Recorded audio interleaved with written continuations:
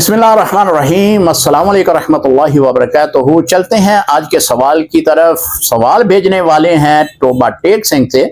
नाम है इनका जवाद असलम मुगल। पूछते हैं मुफ्ती साहब, मैयत को जब गुस्ल दिया जाता है तो गर्म पानी में बेड़ी के पत्ते डाल ले जाते हैं, फिर उस पानी से गुस्ल देते हैं, इसकी क्या वजह है? मोहतरम, ये सुन्नत तरीका है। हज़ूर अलैहिस्सलाम का फरमान ऐसे ही है जिस पर अमल किया जाता है। उलमा ने इसकी वजाहत कुछ इस तरह बयान किया है कि इस पानी से जिस्म के अंदर जो मैल कचैल है बॉडी के ऊपर लगी वो अच्छी तरह साफ हो जाती है।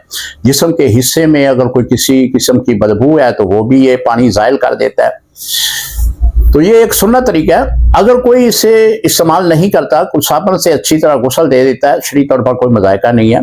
लेकिन हमारे यहाँ जो ज़्यादातर रवाज है वो यही है कि पहले मैयत को गुस्ल दिया जाता है, साबुन के साथ अच्छी तरह उसकी मैल कचैल दूर की जाती है, फिर आखिरी गुस्ल जो है वो बेड़ी के जो पत्ते हैं उसका बना हुआ पानी जो है उससे गुस्ल देते हैं। इस तरह सुन्नत पे भी अमल हो जाता है। बेड़ी को हमारे यहाँ एक ख़ास अहमियत हासिल है। हज़ूर अलैहिस्सलाम जब मिराज पे तशरीफ़ ले गए, एक ऐसा भी मकाम आया कि जिस मकाम पे हज़रत इब्राहीम ने अब मैं एक कदम भी आगे नहीं बढ़ा सकता, अगर बढ़ाऊंगा तो मेरे पर जिस्म जल कर राख हो जाएगा। वो मकाम सिदरतुल मुंतहा का है। सिदरा अरबी ज़बान में बेड़ी के दरख्त को कहते हैं।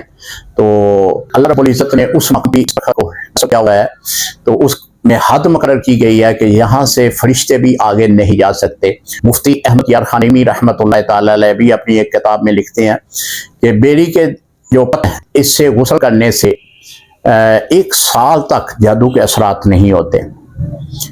तो एक इसको इस बिना पे भी ख़ास अहमियत हासिल है।